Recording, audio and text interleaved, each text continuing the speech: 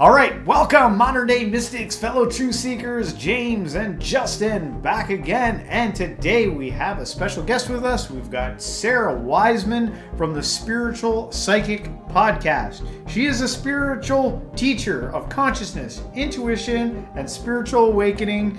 She is an author, intuitive channel, visionary, spiritual teacher, and the founder of Intuition University. So many interesting directions this could go, and I'm excited for it. All right, well, we won't keep you waiting. Let's get into it.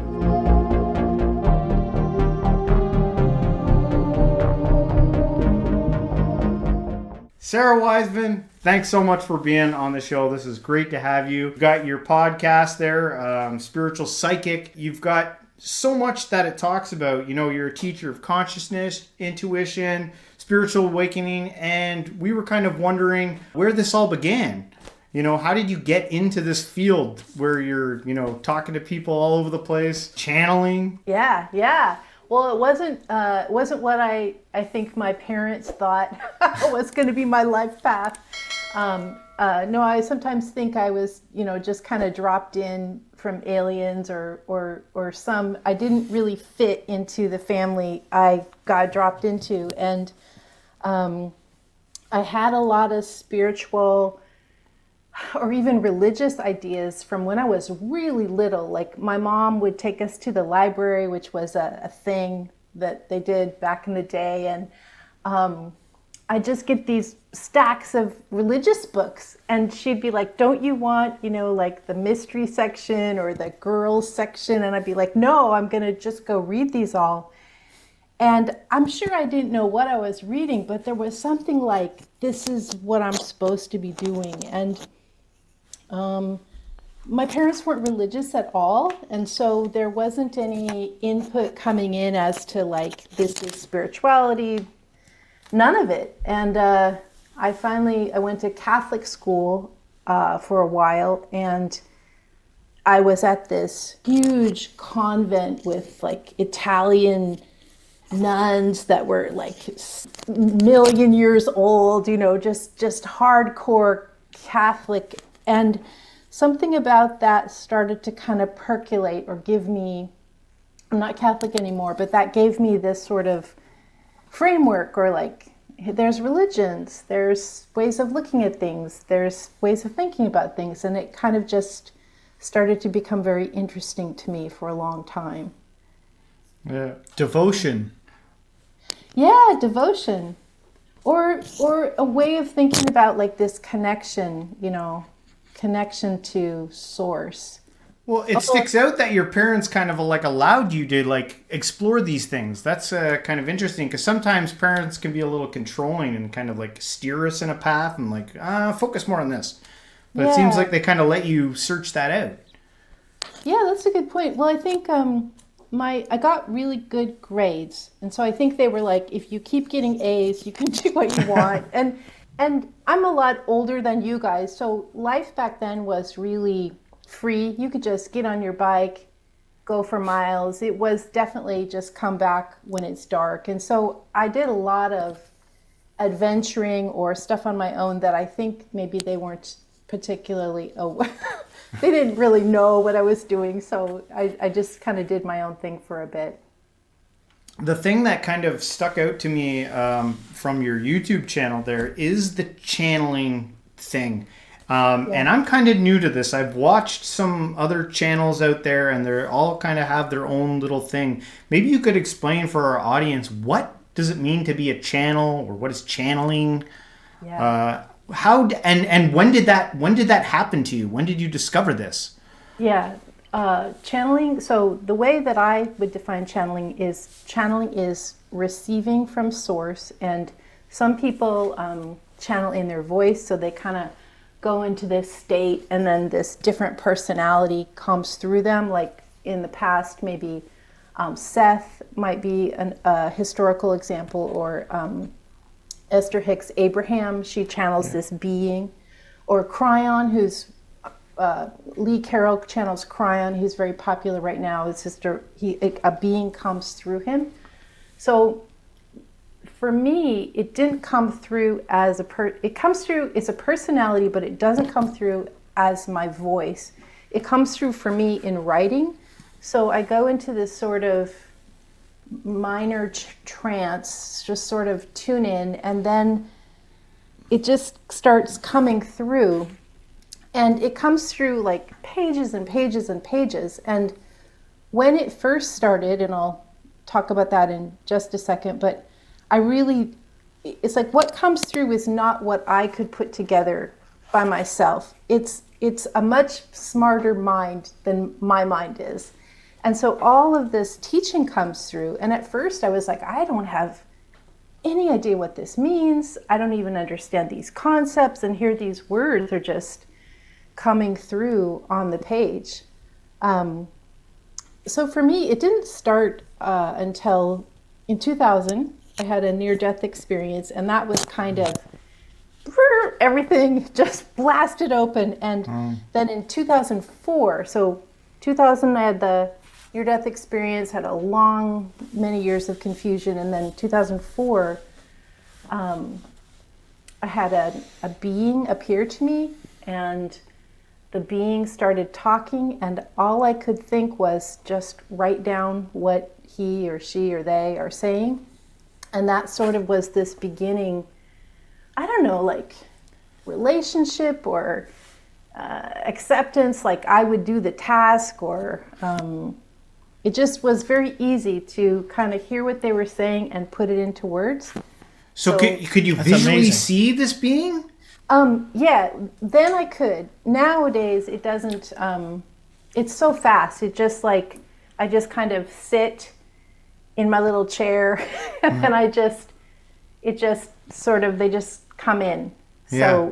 But back then it was the first time or the first few times it was like a, like an apparition, like a not ghostly, dissolved, non-dense kind of form. Was it scary the first time that it happened? Yeah. Yeah? Sure. Yeah. I can imagine. I'd be like, what the heck? What's going on here? Yeah,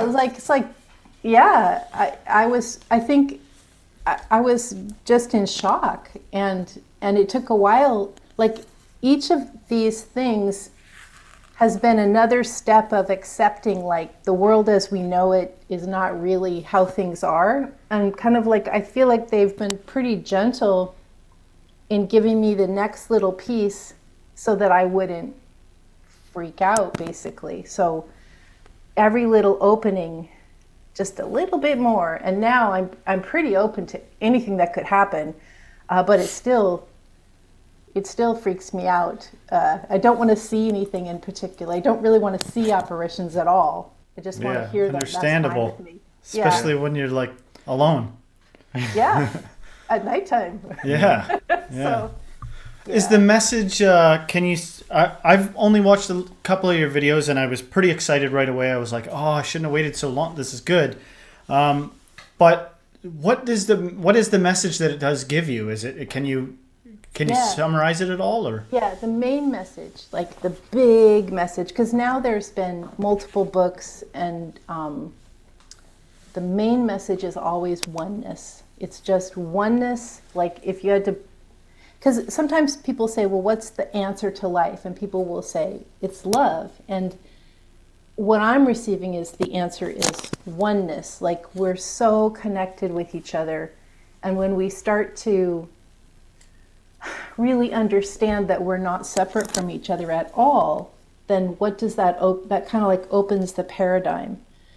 Like right now as we're recording this, like in the US, there's all this political separation. So if you apply like oneness to that, like of course it's the wrong answer. Of course things shouldn't be separate. Or if you were going to look at psychic abilities, of course we should have them because oneness. And so you just kind of keep applying oneness to everything, and it seems gives you different ideas of the world. Yeah, and it seems like there's a potential for it to alchemize bitterness and resentment and into compassion and empathy. Like with the going from the individuality, which we've been up to for so long, into this high premium on oneness. I think there's the power to actually alchemize into the good stuff. Yeah, absolutely.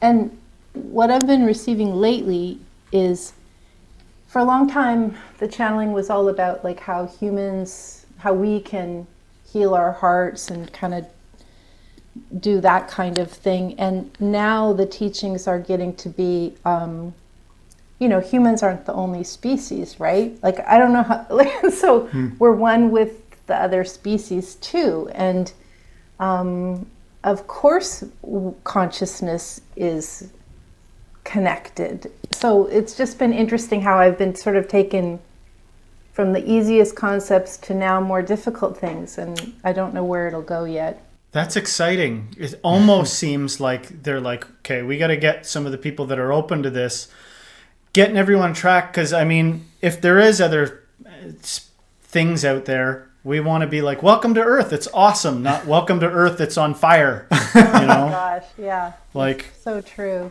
It would be nice to be proud of ourselves as a species and be like, we did it. We got it together, and we weren't like in fear, you know. So maybe that's a part of what this entity is doing is like, okay, I've got one. Interesting that NDEs are the catalyst so often for profound change like that. Like there's so many stories like that. Like I kind of wonder, like, not really why me, but one thing that, so for many years I worked in advertising, and a lot of it I worked in really dull, it's not dull, okay, that's, it's not dull if you're in it, but I worked for things that were very practical, like ryegrass farming or agriculture, and I would have to do this advertising for like agricultural machines or planting, and you have to make these very sometimes scientific or really complicated ideas like really simple for advertising.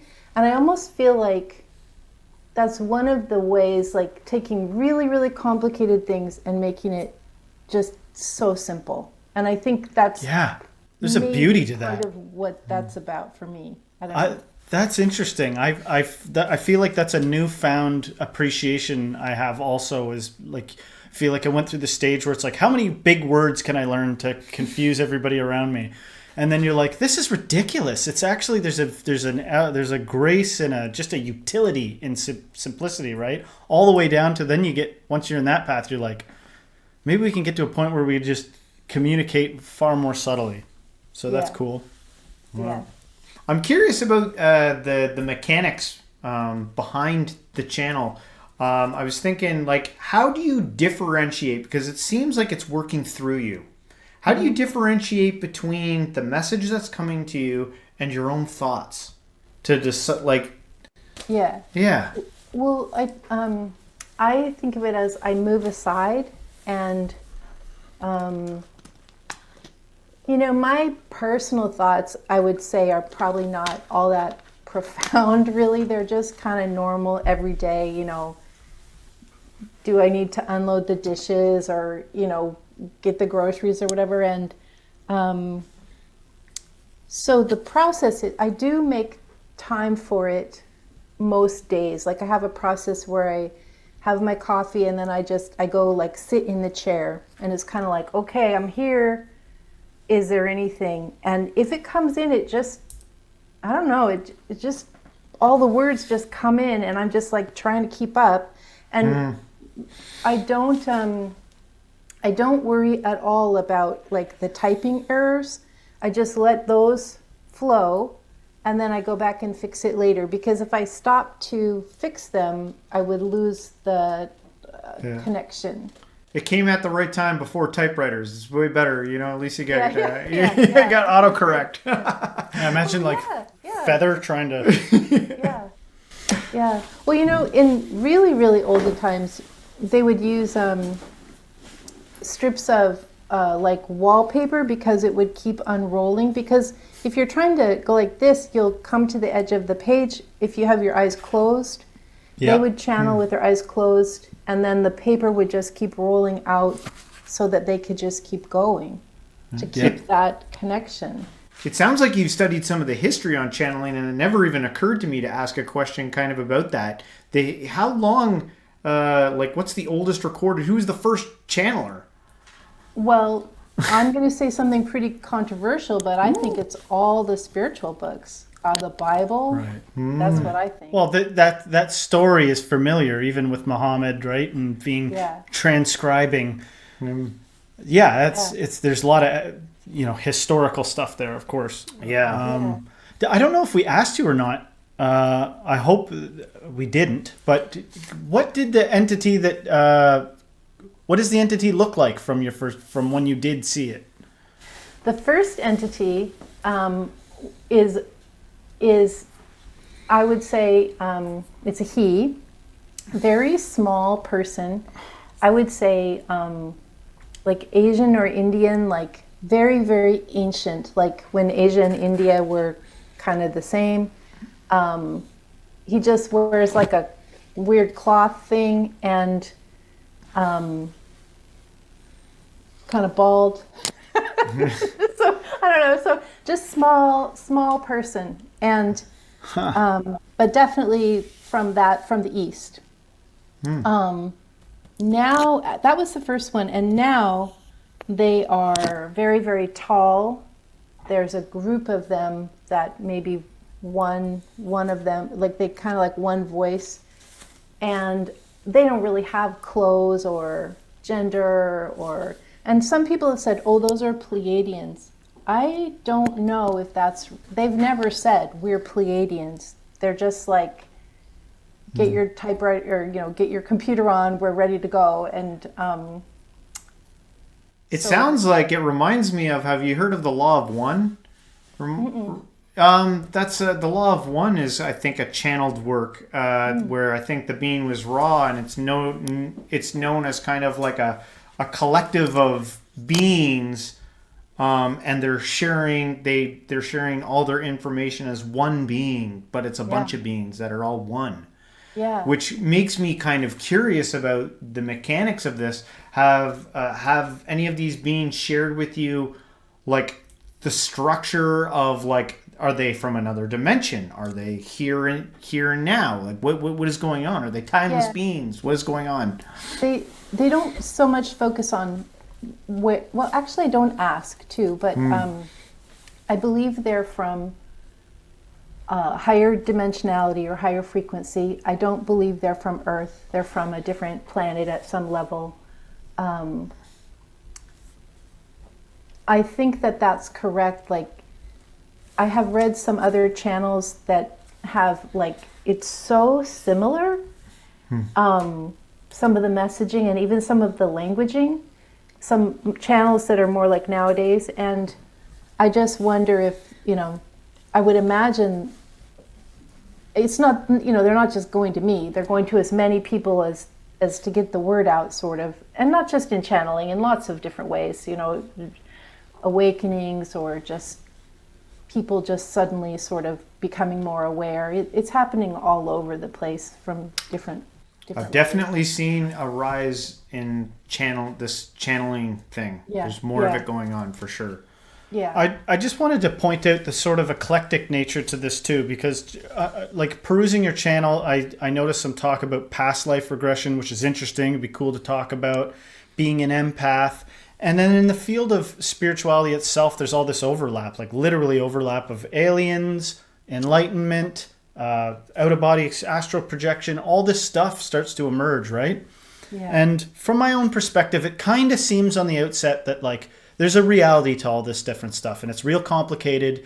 And high on my list of priorities, I suppose, is like awakening or enlightenment. And then all this other stuff is deeply fascinating. You can learn about it. Maybe once you start opening the doors to some of these things, it bleeds into this eclectic nature. Given the variety of stuff that we could talk about, what is an interesting direction or an important direction you might want to take it based on everything I just said? Where would we go now? What is important for people watching this to be? What should we do about all this on our path? Oh, I'm just getting chills. That's such a good question.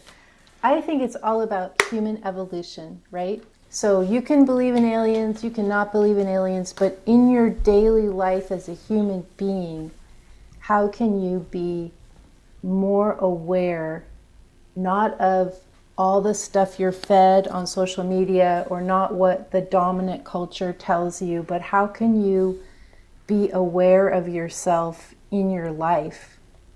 And that's all it is, really. It's not, it's not rocket science. It's just getting, sometimes they talk about like you shed the skins of your identities, or you let go of everything dominant culture tells you or wants you to be, and you just start like looking around with fresh eyes, like, what is this life? And you figure it out. And sometimes it happens through an NDE. Sometimes it happens through a divorce or a sickness or something like that. Mm-hmm. Sometimes people have an early on, they're like, something's not right. And I love that video where you kind of briefly mentioned like this idea of not being concerned with the culture that you happen to be inhabiting too much. It was like something along those lines. And I love that idea first. If you're getting in touch with what's truest about you, like where's the authenticity in me? Where's the like beyond the facade that I walk around, this mask I'm pretending to be, and all these implanted, conditioned beliefs and things I'm supposed to care about, and what the heck is the reality here, the real truth of it? I think you get into the realm of verses like faith the size of a mustard seed. It's like if you can just get subtle enough, you'll orient yourself to some deep truth. So for me, an interesting thing was out of nowhere, I was like, I don't think I should eat meat. I like to, I don't know why, I don't really care that much, but upon making that choice, it bled into a bunch of other stuff that has been like just a freight train to development for myself. It expands, and it almost started from a place of just a subtle, like, I'll give it a try, out of what you might call very small amount of faith. And so I really like that message in terms of getting subtle, getting in touch, getting rooted in yourself, and then sort of getting some perspective on all these things, because it's easy to get caught up in this culture, scrolling through everything, and and we're bombarded with all sorts of things that are meant to exploit our essentially weaknesses, fear, all kinds of things. You're not a real man if you're not this way. You're not a real woman if you're not this way. You're not this. And so to get silent, seems like there's even strongholds against that. It's people can identify getting away from culture as like a negative thing, and then so you're even up against that sometimes. So I think that I agree with that sentiment, I suppose, of getting in touch with your. It's kind of surprising just taking a day off of, or gosh, even a couple hours off your phone, off, just going into it doesn't even have to be stillness like you're meditating, but you just go into this place where you're just with you and the universe, or whatever term you use, and you're just in connection, and that can give you so much more direction than asking all your friends for advice, or trying to scroll and Google what you should do. You just go into this place of, okay, I'm going to just wait for the answer, and some kind of weird synchronicity or whatever it's a two-way street between us and the universe. It won't go unanswered. I agree. And I think intention plays a role here. Like, I'm imagining somebody that is in a really dark place, and they're like, all I can do is put on a spiritual audio book. Like, I'm still going to engage in all the unconscious behavior. I'm still going to do that, but I'm at least going to put something in. I'm going to eat garbage, but you know what? Still going to put some vegetables in. Yeah. The littlest bit of thing, I think, has a potential to reorient you. Like, is an important step towards, and in that case, it's like, I don't know, maybe all paths lead to the same thing, really. In the end. I think so. Yeah, it's and like the culture.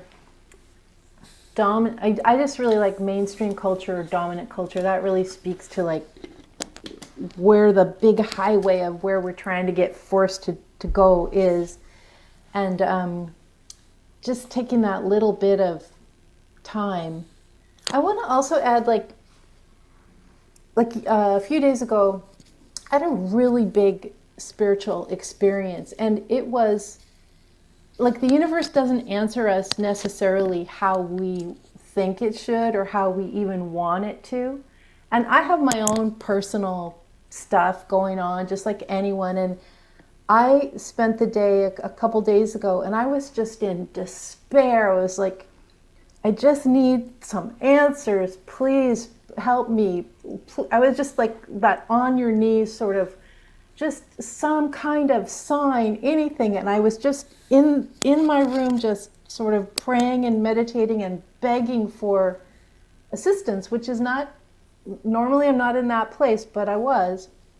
And then I got up and did something else, and I kind of forgot about that. And 5 minutes later, I went outside, and I heard this roaring of like bee telepathy.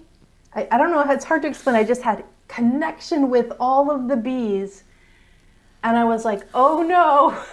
And then 1 minute later, I just completely got stung on my foot. Oh. And the answer was just completely like, just be. Like it was a time, it was a wake up, and it was just be.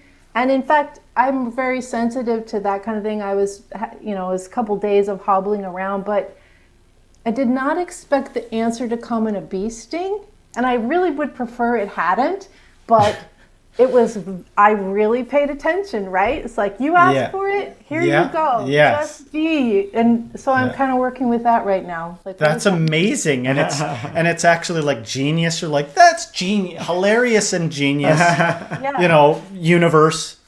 Get But your attention, it's like, wasn't expecting that. Okay, I'm wide awake now. You caught my attention. So yeah, that's good that you were able to connect the dots. I've had some synchronicities where I'm like, why? You know what I mean? Like, you're looking at a triangle at the same time somebody's like says triangle at the same time you step on a triangle, and you're like, why? Right. Like, what's the point? Yeah. But that's a good one, because it's and the purity of that message, just be, I think, is like, man, is vital at this point in time. Like, how do we get there? How do we just be? How do we do it? Any idea where we should go from here? No, I was curious about some of the big messages that you've received, and we could do a negative and a positive.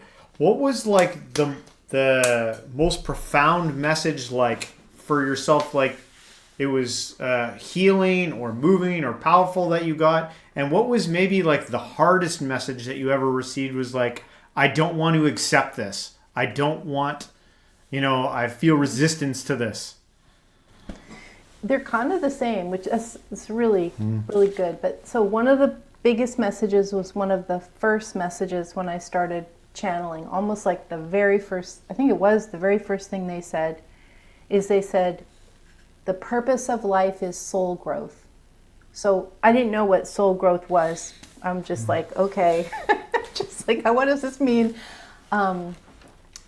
So that idea of us evolving, like getting more and more aware, making decisions that reflect our awareness, then getting more aware, then making more decisions like this, and not just in this lifetime, but I believe many, many lifetimes. So as humans, like, that's our job, to evolve into more awareness. The hardest lesson, I think, is this idea that, like, everything changes, or you can't stop change. So you can't, if you're in a beautiful relationship, you can't count on that, one person might die, or one person might leave, or something else might happen. You don't just lockstep that and then there it is forever. Or if you have a fantastic job, you can't, things are always moving. All the pieces are always moving. We can't just hold on to that moment and be like, okay, this is what I want. Everything's going to be up and down all the time. That's life. Good, bad.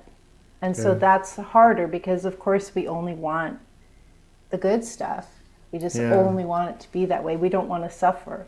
Even our own life is like, you're going to have to let that go. Like, hold it lightly. And in some sense, it's so simple, right? It's like you see a flower, well, that's beautiful. I must have it. You crush it, it dies. And I feel like that thing that you said about a beautiful, so many people have people they care about that are close to them, they don't want to lose. That's nightmare fuel for the ego, right? Yeah. And the answer to me isn't to all of a sudden start treating that person as if you don't get, well, then I guess I won't get too attached.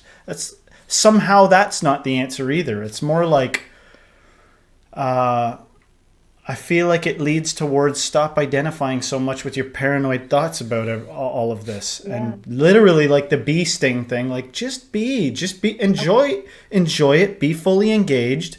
Don't be a possessive weirdo. Don't be an obsessive, whatever. I'm not trying to trigger anybody. I'm just saying, get out of that thought, mind, identity, identification and fully into the present moment. Yeah. That's what I believe is important.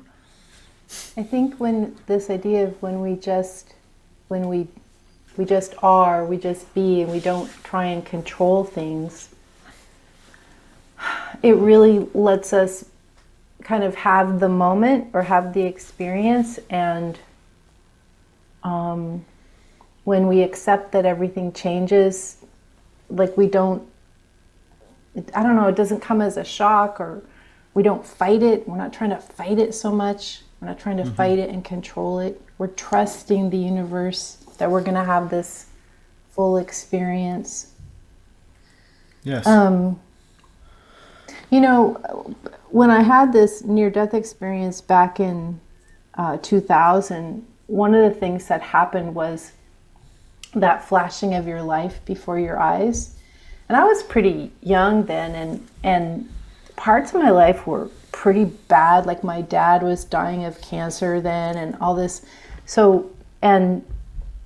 But I remember that feeling of like everything came in, like the whole life, like not really like a movie, just like a flooding of the whole thing. And none of the bad really mattered. Like we assign that things are bad.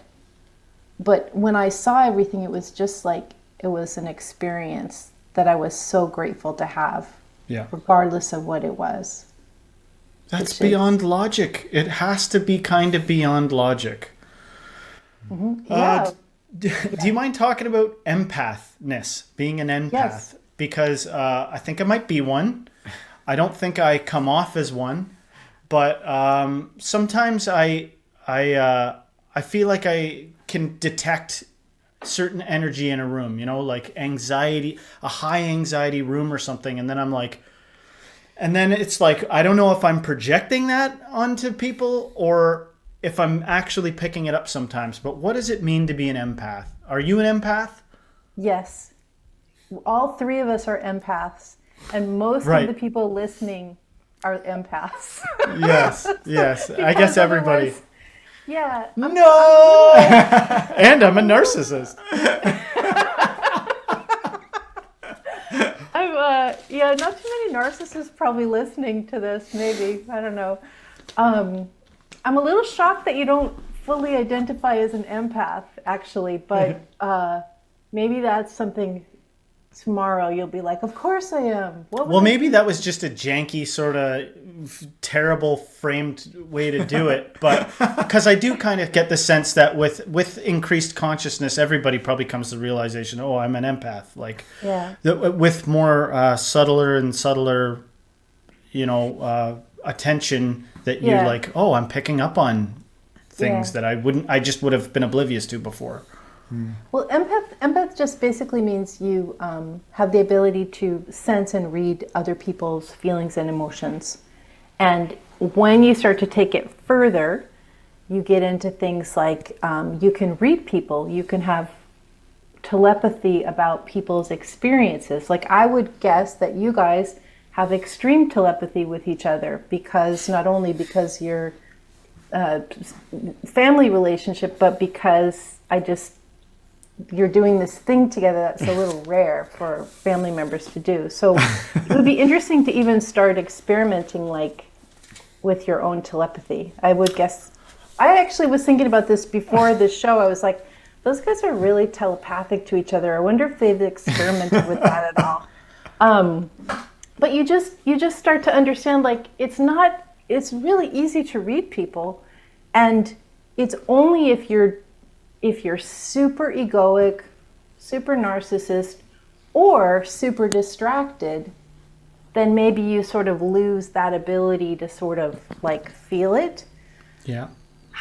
And I guess if you're doing like a lot of substances or drugs and alcohol, then that would be another filter that might get in the way. But and it's sort of like once you open up to this idea of feeling how another person feels, it can get a bit overwhelming depending on the rest of your personality. Like, I'm actually super introverted, and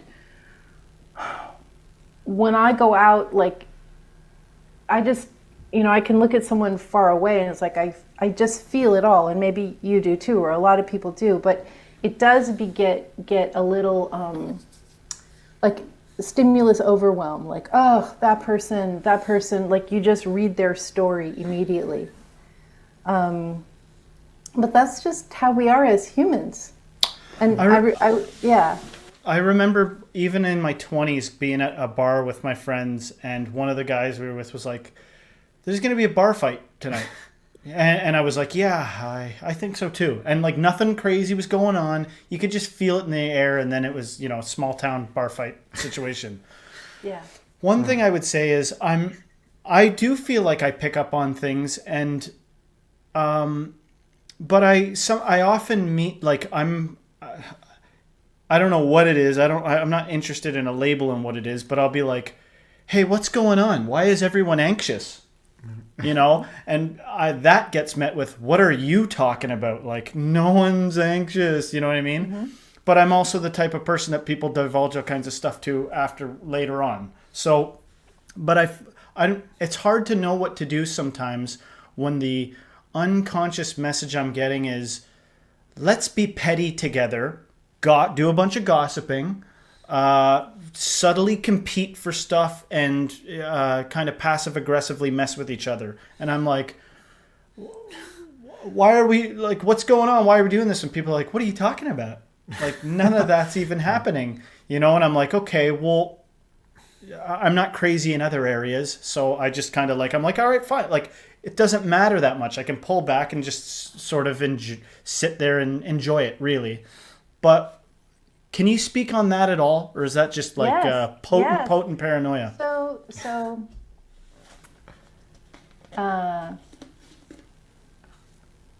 So as you mentioned, like, you suddenly stop eating meat, right? And some people might say, I don't really like to make judgments about what's good or bad, but so some people might say, oh, that's an elevation of your awareness. And so as you're dealing with various people and feeling more like a petty vibe, part of your journey may be, oh, my awareness is I don't hang out with the petty people anymore. And suddenly you can't stomach it, or you can't, it's no longer okay to be in those scenarios where, of course, Yeah. Oh yeah. And I'm really not trying to judge anybody particular too harshly or anything like that. And I agree. I'm not, everybody's free to do what they're going to do. The thing is, when you go anywhere, when you go to a concert, when you go to the grocery store, when you go to a family thing, when you go anywhere, this is all still, like, to me, pertinent issues. It's like, why do I feel like I've been punched in the stomach with anxiety all the time? Or not all the time, in this moment out of nowhere, and you're like listening closely as to what is really being discussed right now. I think I'm okay. I just noticed that right now. What's up with that? And then so I am okay going off on my own and being like, I'm going to be gone for a while. I'm going to go investigate the anxiety going on in my body. But just what you've said already, I like what you said, because it makes me feel less crazy. I also think, like, I have the experience, if I'm in a super high vibrational state, when I go out, everything's like magic. I don't come across anyone mean or petty. I don't have any issues. Everything's just like, the Wizard of Oz. It's just, well, that's not a good example. It's just like this, Disneyland of life. It's so good. If I go out in, cranky, it's going to be a cranky experience. And I think that this attraction of, or no, we experience the vibration we're in. And I don't like to make judgments because people definitely go up and down. People have depression, or they're sad, or they have whatever situation, or you can't always be up, and you shouldn't try. But your base vibration will be matched by what's out in the outer world for the most part. Beautiful, beautifully said. And I'm like, I got some work to do, and I like that. That makes sense to me. That and there's a difference, sort of, I think, between how you feel when you go and what you're thinking. Like I'm imagining being like, think happy thoughts, and then going out into the world with just some narrative of I'm supposed to be thinking happy thoughts, and the effect that would have versus a genuine, authentic sense of peace when you go out. Because you're vibing. You would be vibing that vibe. I would think you could just think, I trust the universe. Yeah. Or you could think, we're actually all one, so what's the issue? Yeah. Those would be some ways that I would do it. Yeah, that's a really good one. Well, to take the empath thing, and the fact that your podcast is called Spiritual Psychic Podcast, do you have a cool story maybe you could tell about, like, have you ever shocked someone where you were out somewhere and you sat down and you're picking up a vibe and you're like, I got something I need to tell you, and like blew them out of the water? And they're like, yeah. Well, I don't do that anymore because that idea of like reading other people's mail, right? Like I get the full story, and I don't say it unless I'm invited to say it, or unless somebody comes to me, specifically for a reading. I'm sure other people are reading me, and I don't really want them coming and saying, look, Sarah, this is wrong, like we all have our need for privacy. So, but say my family members, they're pretty used to me, like, here's how it is, this is how it's going. They're like, please stop. We don't want to hear the truth. We just want to be in our fantasy, and then you'll be right later and fine. But, I really try and resist interfering or saying what I see unless I'm specifically asked at this point. Were the people around you very accepting of this when this all began, or were you met with resistance on this, or how did it? Was it a tough journey to get to where you are now? It was super tough. Most of the people I knew then no longer in my life. Now my actual kids, they're all super sensitive, empathic, psychic too. And my husband is totally metaphysical, psychic guy also. So kind of found a new, family group. But yeah, everybody from before, it's just all gone. That's that idea of like, when you change, you can't necessarily hold on to who you were before. You have to shed that identity and keep going. Mm-hmm. Wow. Which is not easy. It's confusing. Yeah. Yeah. You were talking a bit about kind of like the evolutionary process of all this. And we talked a little bit about the day and the age that we're living in right now, and I'm curious about kind of like the steps that we're in right now. What do you think is like, are you getting messages as to like what exactly, like where we're headed in like the next year, 2 years? Like where are we going as humanity? Are we headed in the right direction at least? We are headed in the right direction, but it is, it's not easy, So if we say like one person waking up, they're going to have a lot of changes in their life and so forth. So like whole groups of people waking up, when you wake up, you're cranky. You're not ready to get going yet. So the U.S., for example, I don't really know. Canada just seems like the country of calm to Americans. Like, that may not be true, but that's how we have this perception of like. Doesn't feel like that right here, right now. Okay, at least from my perspective. So I don't know. So maybe that's not it at all. So,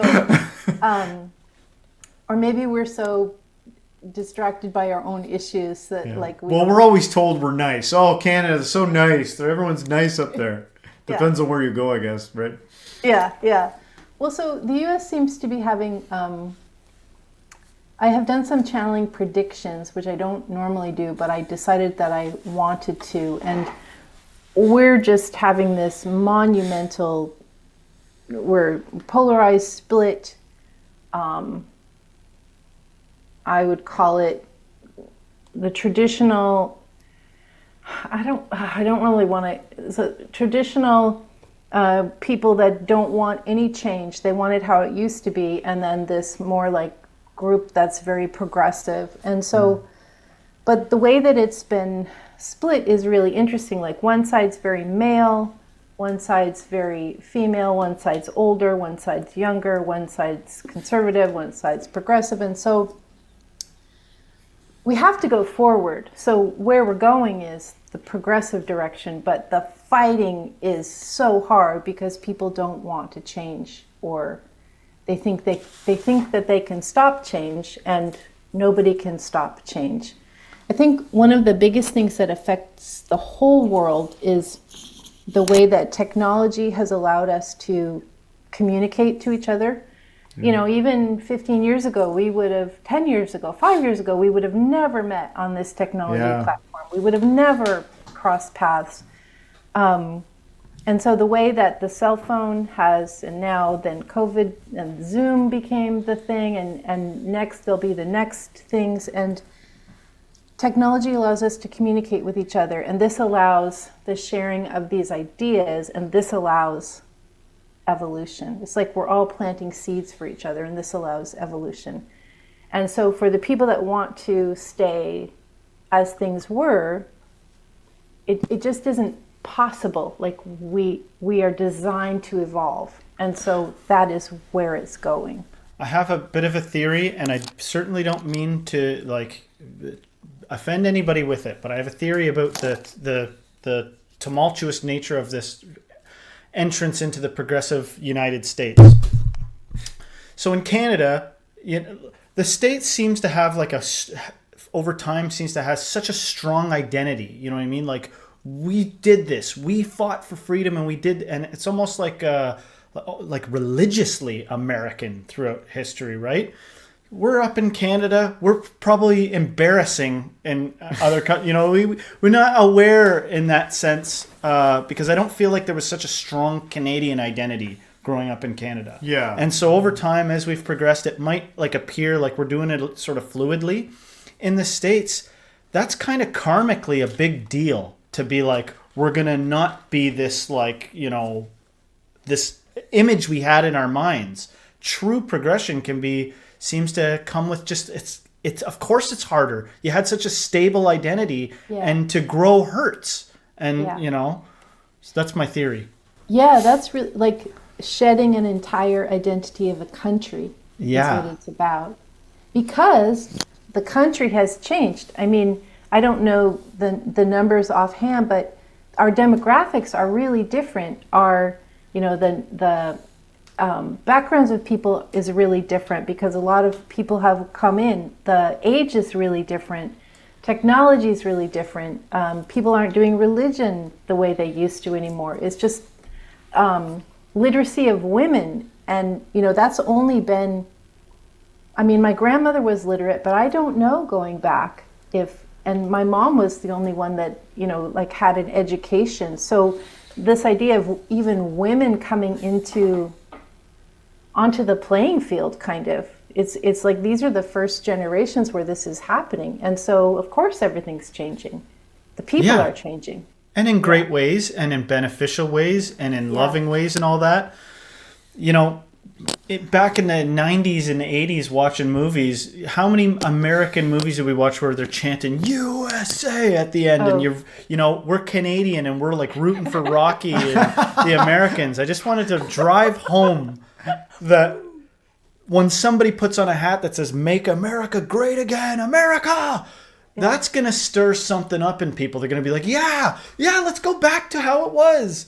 But it's painful to see the good side of all that long time coming stuff for women and everybody that, to move to a more peaceful state, because you can start to idealize the fight. You can start to be like, bombs bursting in air, you don't identify with fighting, for Pete's sake. Right. Start to identify with peacefulness. And maybe that would be helpful. Maybe some of this stuff that's going on is going to eventually click in for people. Yeah. What's the Canadian lyrics of the anthem? Like, what is that? Like, it's half French half the time. God keep our land glorious and free. That's a big one. And they're Canada, we stand on guard for thee. And they've changed it, or there's been talks about changing it. In all thy sons command. Because it says in all thy sons command. In all of us command. From all thy sons to all of us command. Yeah. Stuff like that. Interesting. So I was thinking also, just to kind of springboard off of the evolving nature of things, where do you see yourself as like a part in this evolution? Where do you see yourself in all this? Well, I thought, I would be like more well known so I could have more influence, but apparently that's not in the card. So I am just working to do my little part. And I think one of the things that I do and that I've been guided to do, so, there's people that are channeling that are really well known, and I am hoping, because I found some of these books back from the 1800s when I started. There were these books that were probably like, what is that called? Like open source, like copyright free. And it was people that channeled. And I read some of those and they were incredibly inspiring. Like, this is a practice that was done over 100 years ago. And I would just hope that like one little book remains that somebody in 100 years will get and be like, oh, look at this, a book, it's so old fashioned, they're, so I would hope that something will carry on to a next generation. And I teach a lot of spiritual intuition. So I'm so fortunate that I get to work with these people that come that want to learn intuitive skills or to be readers. And so I get to work with them, and then they go out and teach other people. So I hope that will also spread the understanding of like how to do all this stuff too. Like, because there's way more than just having empathy. You can actually really learn how to use all the skills. It's not particularly hard. And I think this is the human part, like where we're going to being telepathic with each other, and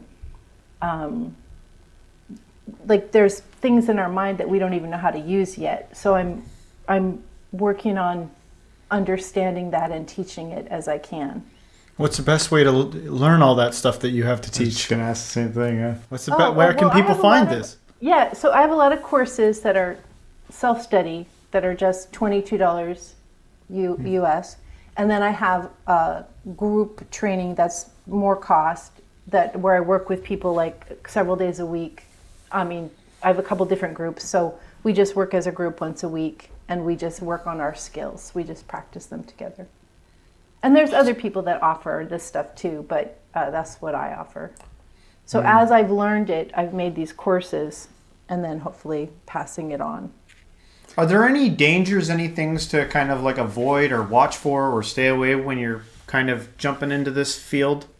I think if somebody had maybe a significant diagnosis like schizophrenia or super bad depression, then this wouldn't be the right thing for them. Why add that to your situation? Yeah.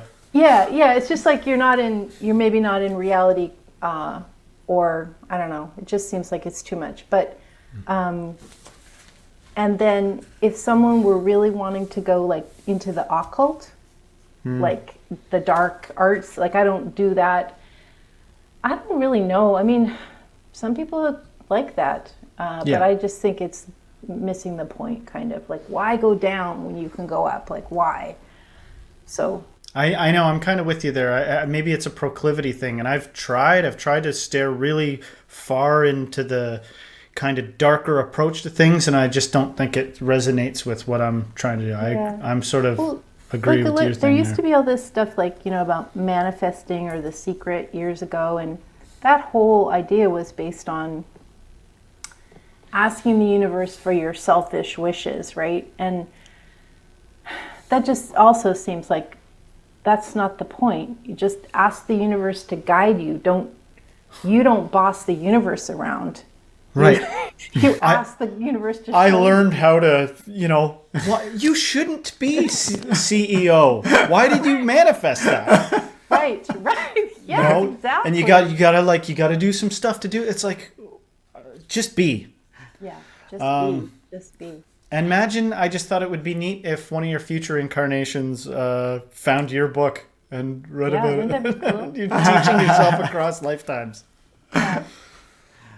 I think too, I guess, so I live in Portland, Oregon, which is one of the most progressive, it's like the new San Francisco kind of right now is how I see it. And so in Portland, there's like, pot shops on it's like, do you have Starbucks in Canada? I bet you do, probably, right? Yeah. So it's like they're everywhere, and there's bars everywhere. And I do think I don't really have judgment on what people do at all, but I do think if you have a lot of substances, drugs, alcohol, even junk food, watching a ton of like dark TV, I just think it gets trickier to be a clear channel or be a clear reader. It's just I agree. It's too much chaos. Even getting away from that stuff, I think a little bit, like if you happen to notice that you're like just putting all that stuff in and then you get away from it,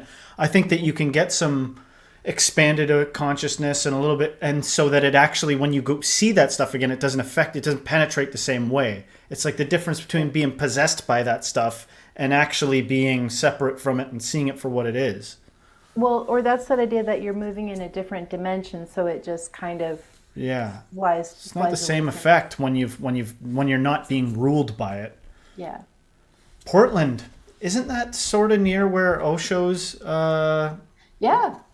Osho was. Have you ever pilgrimaged out to there? No, I mean I've been to. I think it was Eugene. I used to live about an hour up from there. Osho, the Bhagwan, and that was a really big thing back then. And I've seen the documentary. I mean, they just took over the town. That's pretty wild. Yeah. Just like these farmers, and then suddenly like it's the Bhagwan, but yeah. For those maybe who are suffering, and they're struggling with some like fear and doubt, do you have any type of a message of comfort or anything like that for those out there who are just struggling, trying to figure out life, trying to figure out stuff? What do you have, like an underlining message that maybe has been channeled through you or for that? I definitely think one thing is that don't feel you're alone, because many people are struggling and suffering. That's part of what we're all going through together. And sometimes it just helps to just ask the universe. Hopefully you won't be stung by a bee, but just that idea of just asking, and that sets in motion this sort of two-way communication, and then ask again, and then ask again. And you're not asking for anything in specific. You're just saying, universe, I know something's there. I know you're something. So you're making yourself available. Connect. Yeah, let's connect to this bigger energy. Show me. Yeah. show, or I'm open to. Guide me. Yeah. Yeah. Yeah. Guide Sometimes me I do that when I'm going to sleep, and you get that hypnagogic state. Sometimes the visuals are really cool, and I'll go, all right, give me the light show. See some cool stuff. Well, this was a fast hour, right on the money geez. here. We cruised through this thing. I'd like to kind of give you the mic to close things out. If you have a last message, maybe for our audience out there, and maybe you can also let them know what you got going on, where they can find you, and all that good stuff. Yeah, thank you. I'm going to be teaching a lot more on it's called Spiritual Psychic Podcast, and that's on YouTube. And then if people want to go to my website, sarawiseman.com, I usually have a free course going on. Like right now, I just have Messages from the Divine that's like 33 days. It's a pretty good course, and it's a free offering. And that might be like, especially for somebody that's really suffering, even just some infusion into some of that higher vibration stuff might be really useful or helpful. Nice. Yeah. All right. Well, that's great. We did it. We made it be We positive. did it. Thanks so much for being on the show, Sarah. Thank you. Thank you. It's my great pleasure. Thank you. Thanks a lot.